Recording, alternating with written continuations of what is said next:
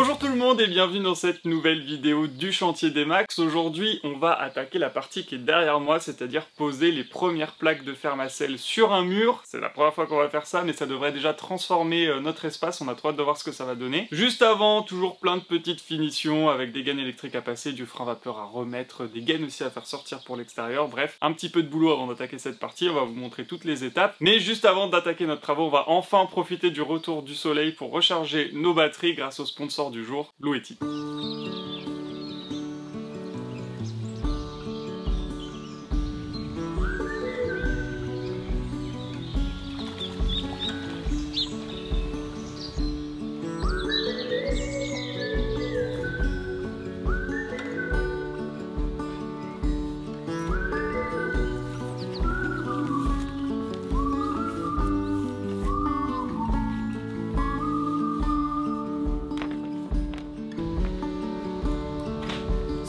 To see from the moment we arrived. Cornelia, you are one who will survive. When time's been bad, you put smiles on everyone.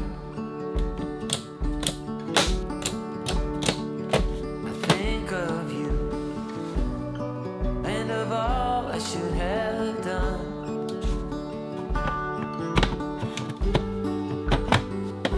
You told me nothing would shape or form, but you're in. The place you're from, the wealth or the color of your skin, and all you have burns to the sky. Et voilà notre générateur solaire fortement mis à contribution. On y met toutes nos batteries qu'on utilise au quotidien sur le chantier, comme ça, pas de prise de tête. Le soir, on n'a pas à se dire « Ah, faut penser à prendre telle ou telle batterie pour ramener ça à la maison, les charger à la maison, les reprendre le lendemain. » Une fois sur deux, on les oubliait, donc le lendemain, on se retrouve avec des outils qui ne fonctionnaient pas. On peut même recharger le téléphone portable par induction, nos écouteurs pour écouter de la musique. Enfin voilà, on peut vraiment se servir de tout. Notre aspirateur bien pratique et tous nos outils, vous nous avez vu déjà nous en servir plusieurs fois. On peut recharger la batterie avec le secteur directement. Donc nous c'est pas ce qu'on fait parce qu'on n'est pas encore raccordé au réseau Enedis. Par contre on utilise tout le temps les panneaux solaires, c'est super pratique, c'est une énergie gratuite en plus. Bon, même si on n'a pas beaucoup de soleil en Normandie, il suffit qu'il y ait un peu de lumière et ça suffit pour recharger la batterie, qui a quand même une très bonne autonomie, et ça dépend aussi en fonction de comment vous l'utilisez. Mais on en est très content, donc c'est l'AC300 qui fait 3000 watts, donc on peut déjà envoyer du pâté avec ça. On va laisser charger tout ça avec le beau soleil qu'on a dehors, et on va réattaquer tout de suite nos travaux.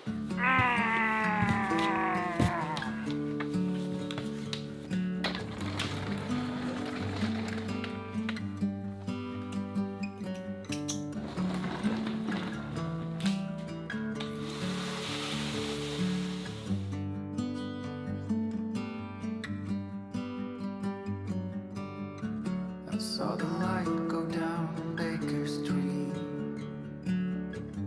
Don't know exactly where she wants to meet. The last cigarette, a broken phone. The rain's gonna be really soon.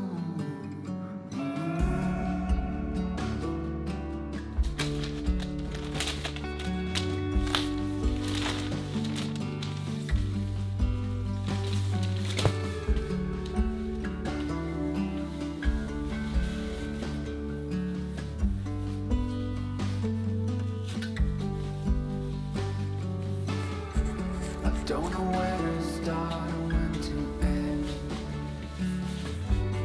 I'm afraid that I might fall again.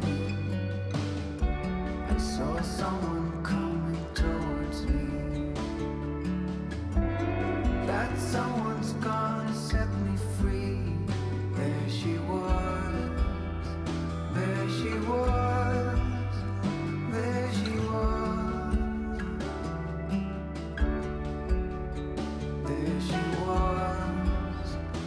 On a bien avancé sur la pose de l'isolant Biofib. Voilà, donc nos tuyaux d'eau peuvent ressortir, l'électricité passera devant, mais on l'a pas placé partout. Comme vous le savez, si vous avez suivi les vidéos précédentes, il nous manque un petit morceau là pour pouvoir faire la connexion pour la VMC, pour la faire sortir de la plaque de plâtre. Donc tant qu'on n'a pas ça, on ne peut pas poser la plaque. C'est toujours en attente. Donc on ne veut pas mettre d'isolant ici pour éviter de nous bloquer pour après poser tout ce qu'il faut. Donc on le laisse en attente. Mais entre temps, on a eu un très long interlude pour se poser des questions parce qu'on va passer à l'électricité à l'extérieur. Il nous manque une prise à placer ici, une prise à placer ici. On a aussi des boîtes de connexion pour pouvoir placer les bandeaux LED qui illumineront le pignon. Ça sera joli. Maintenant, normalement, on sait ce qu'il faut faire. Il n'y a plus qu'à. There she was, there she was, there she was,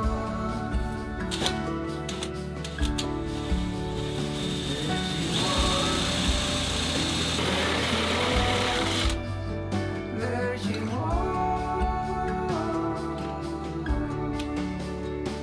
I hold on to this moment. I know it's late, but I've just realized you feel the same way. Ok, c'est bon là. Ouais, c'est bon, un peu moins. Donc, voilà.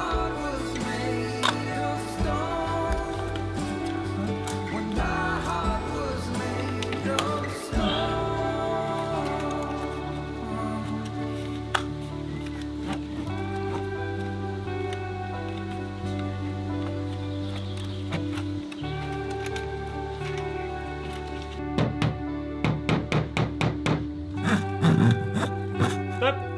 Attends, donne-moi un peu de mou peut-être encore. Ouais, voilà, c'est bon.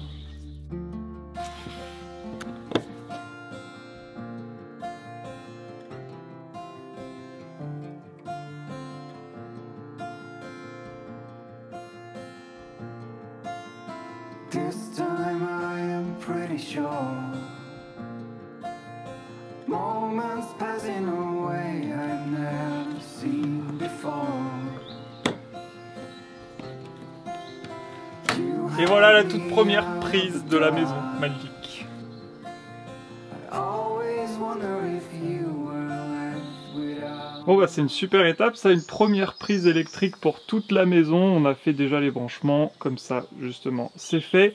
Il va nous rester deux gaines à sortir, une pour le bandeau LED qui va se trouver en fait ici et qui va longer tout notre pignon, tac tac tac tac tac tac, et la même chose de l'autre côté avec un autre bandeau LED, tac tac tac tac tac tac tac tac tac tac tac tac, qui descend jusque là, et on aura les interrupteurs à l'intérieur de la maison, donc il faut faire passer les gaines. Et sinon on a bien mis notre prise extérieure à 1 mètre de hauteur par rapport au sol fini, le sol fini étant ici puisqu'on aura notre terrasse à ce niveau là. Bon, au début on s'était dit ça ferait peut-être un peu bizarre à 1 mètre de haut en plein milieu du mur comme ça. Mais finalement je trouve que ça choque pas tant que ça, sachant que la prise en plus est de la même couleur que les menuiseries, pas de problème. Allez, on enchaîne, on passe aux autres gaines et après on va pouvoir repasser à l'intérieur de la maison.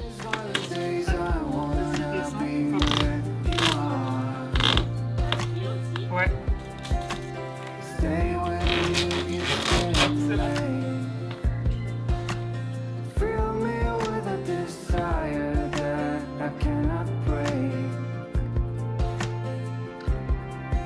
Did you ever let go? Did you ever not know?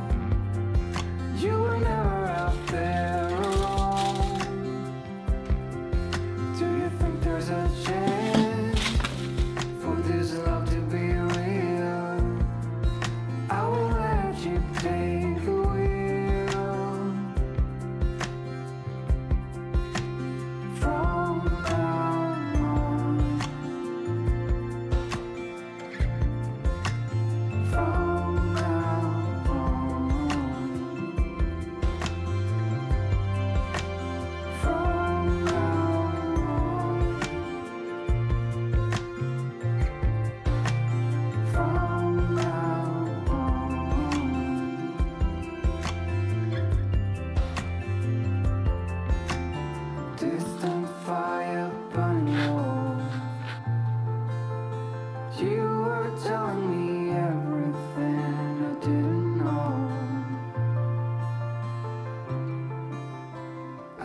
Bah voilà, on aura bien avancé aujourd'hui, on a donc isolé ce mur qui sera prêt à recevoir toutes les gaines électriques, et d'ailleurs on a suivi vos conseils.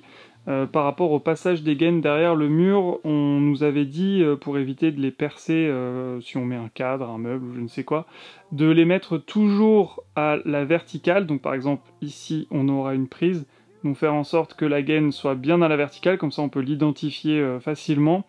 Et à l'inverse, éviter les gaines en biais ici, parce que on risquerait de percer ici sans savoir qu'il y a une gaine derrière.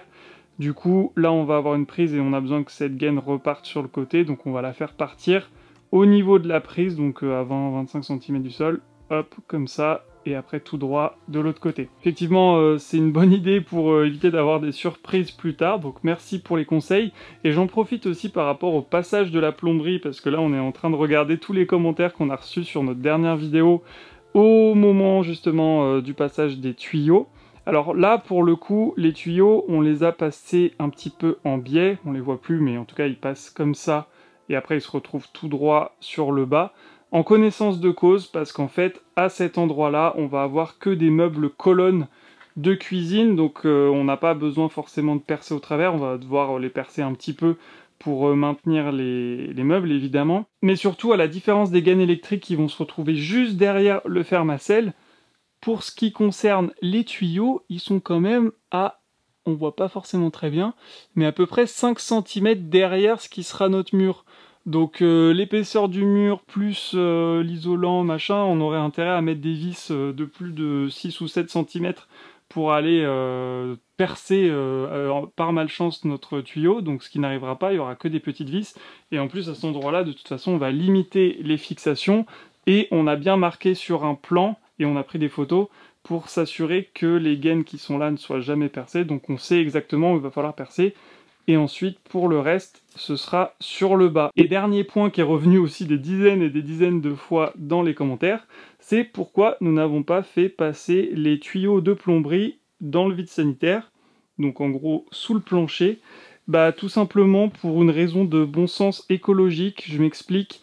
Dans le vide sanitaire, en hiver, il peut faire quand même assez froid, parfois même descendre en dessous de 0, et on va pas passer des tuyaux, notamment des tuyaux d'eau chaude, même s'ils sont isolés dans le vide sanitaire. Déjà, s'ils sont isolés, ça veut dire qu'ils nous coûtent plus cher, et en plus, de toute manière, ils vont perdre des calories, tandis que là, ils vont tous rester à température ambiante, donc l'intérieur de la maison.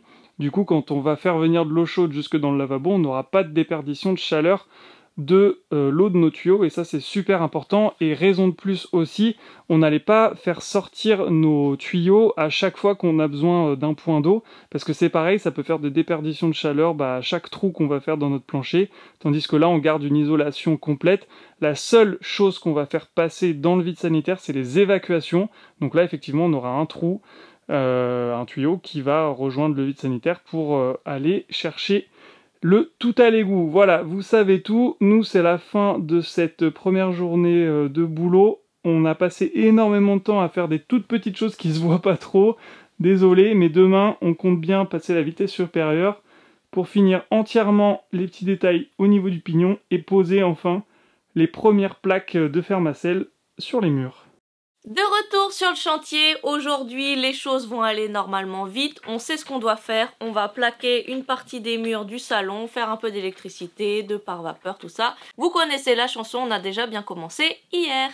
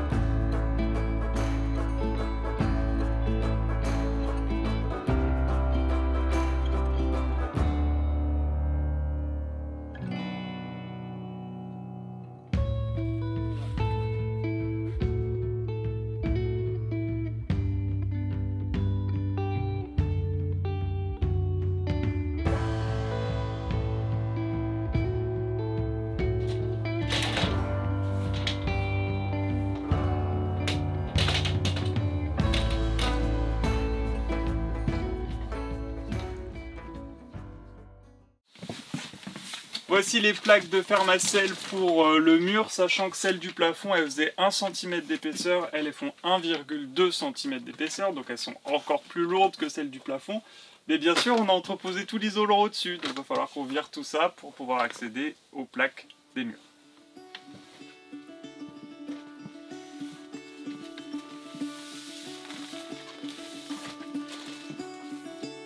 Caught behind Venetian blinds, out of reach for the city lights. This ain't where I belong. Hey, look at me, man, what I've become. I've been running east, looking for a sunset, digging deep since '99. What I thought was gone was sitting in my pocket, in plain sight all along. I think it's time for me to go, burn all bridges. All I know, I got lost along the way, fell between the foam, pulling stitches. Time to let go, so come what may.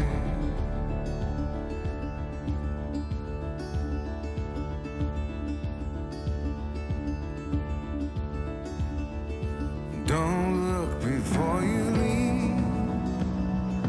What you give, you get to keep. So long, farewell, bye-bye. Let's have a toast for those lost old lives.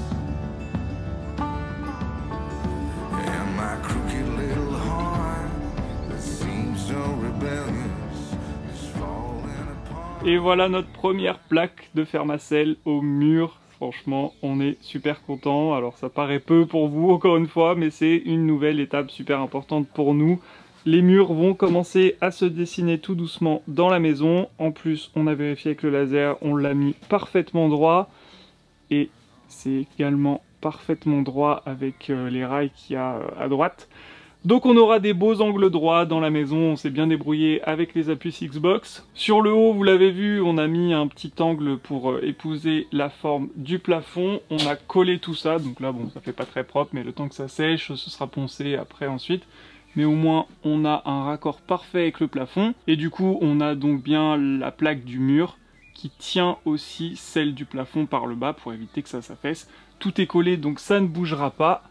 Et à l'inverse, sur le bas, on a bien veillé à laisser 1 cm entre notre plancher et le bas de la plaque, puisque lorsqu'il y aura un peu de dilatation et tout ça, il faut éviter évidemment que le plancher fasse craquer la plaque, puis après on aurait des fissures vraiment pas belles. Donc c'est pour ça qu'on a un petit jour en bas. Et dernière chose, sur les murs on met des vis tous les 25 cm, au plafond c'était tous les 15 cm.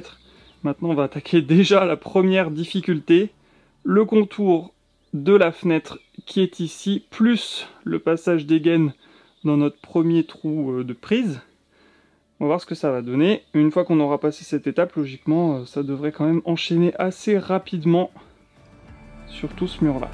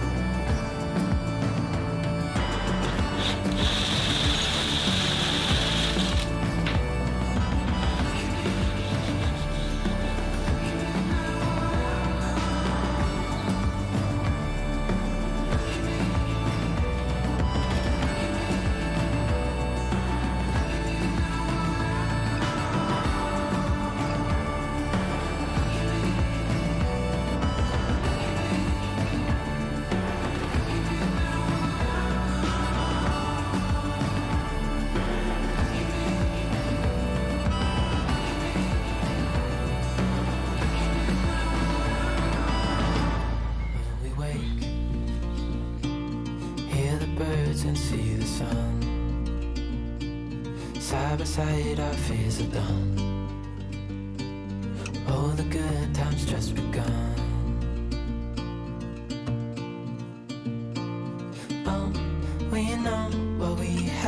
hold on tight. Found what we're looking for in life. Call us crazy, but things are finally right. Parfait. With you and I, the future is bright.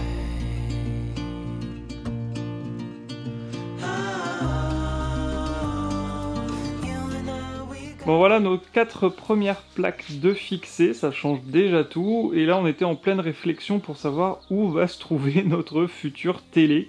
Parce que sur ce mur sera donc installée la télé et on a pour objectif de la fixer au mur. Tout simplement pour que ce soit plus esthétique. Du coup il fallait qu'on soit bien sûr de où on allait faire passer les gaines électriques. Donc sachant qu'on aura en bas un petit meuble télé, donc on aura toutes les prises multimédia, Ethernet, etc. dans le meuble télé caché derrière. Donc c'est pour ça qu'on va les mettre un petit peu plus haut que là où on a mis les prises des deux côtés qui celles-ci resteront apparentes. Et on aura aussi un câble qui va rejoindre le meuble télé à la télé pour que toutes les connectiques passent derrière en invisible. Donc c'est pour ça, là, ça fait peut-être une demi-heure, une heure qu'on est en train de réfléchir exactement à où on va placer tout ça. On va le faire maintenant, et puis on espère que ça va bien se passer. Et oui, petite chose, parce que je sais qu'on va avoir les questions. Si on a mis des morceaux de rail comme ça, un petit peu en travers, c'est soit pour maintenir bien correctement les gaines électriques, pour pas qu'elles bougent trop derrière le mur, comme ça quand on tirera les fils, eh ben, on est sûr que le fil viendra bien. Et ou sinon pour bien maintenir l'isolant biofibre pour éviter qu'il s'affaisse, comme ça il est bien maintenu contre le mur, ça marche super bien. Et dernière chose aussi, parce que je sais pertinemment qu'on aura la remarque, nous coupons les plaques de fermacelle avec notre scie circulaire à l'intérieur de la maison. Ça fait beaucoup de poussière mais on n'a pas trop de choix parce que malheureusement on ne peut pas brancher notre aspirateur dessus, on n'a pas l'accessoire pour. Il faudrait un petit embout en fait qu'on puisse brancher directement sur la scie circulaire, mais nous n'avons pas ça et on n'a clairement pas le budget en ce moment pour acheter une scie spéciale, donc tant pis, ça fait de la poussière. Et on a décidé aussi de ne pas le faire dehors parce que tout simplement parce que les plaques pèsent 40 kg et que ce serait juste l'enfer de les sortir, de tout couper, de les re-rentrer, bref. C'est pas grave, on met des masques, on fait un peu de poussière à l'intérieur de la maison et puis après on passe un bon coup d'aspi pour que ce soit tout propre. Allez, on essaye de placer cette dernière plaque un petit peu compliquée.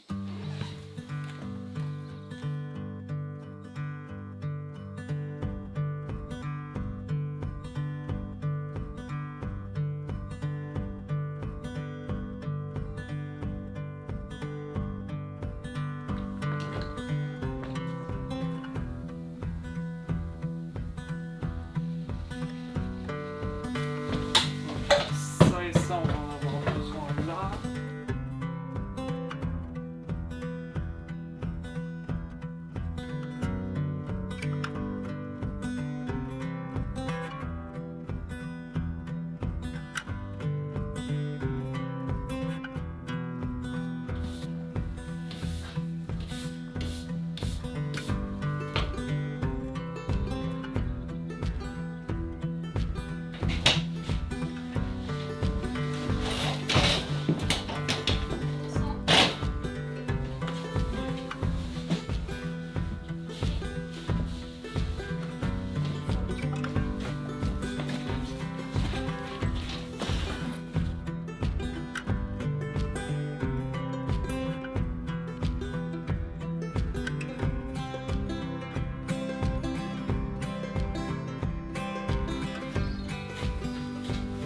Hop là, voilà.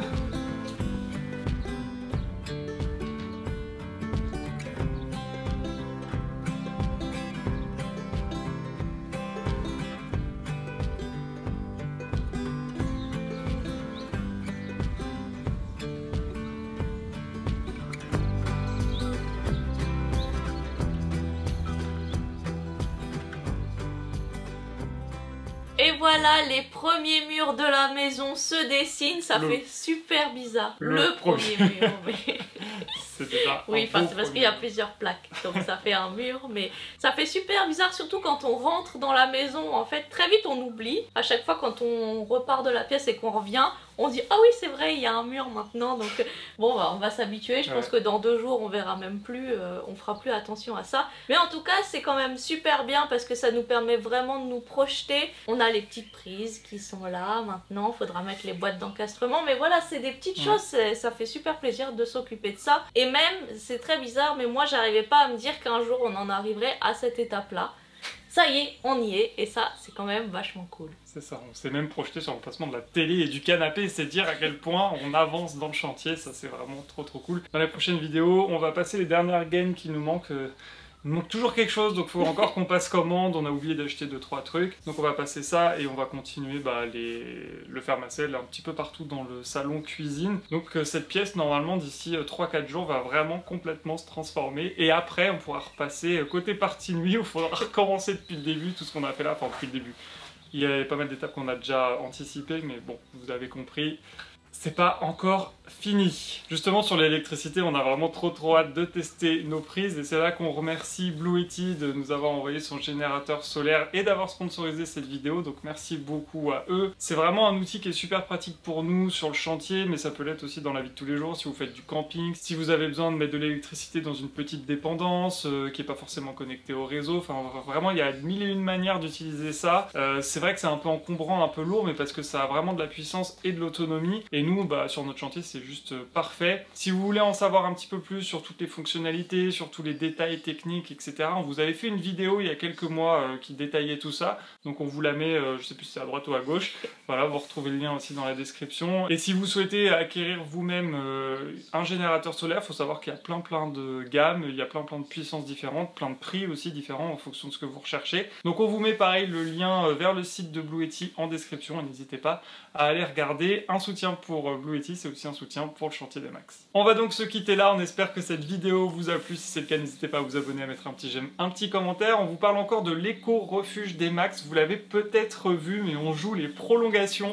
On a eu une autorisation de la plateforme de financement pour prolonger le projet, on savait même pas que c'était possible, donc très bonne nouvelle. On est reparti pour 45 jours, ce qui va permettre aux retardataires de continuer à réserver leur nuit, leur séjour, et peut-être nous de toucher un petit peu plus de monde pour essayer de gonfler le budget qui va nous permettre, en plus du gîte, vraiment d'aménager complètement le jardin autour, la forêt comestible, de planter plus d'arbres ou peut-être des arbres plus grands pour en profiter plus vite. Bref, on a trop hâte de vous montrer ça. Encore quelques jours donc pour participer, n'hésitez pas, on vous met le lien aussi en description et on se retrouve avec grand plaisir dans la prochaine vidéo. Salut! Salut!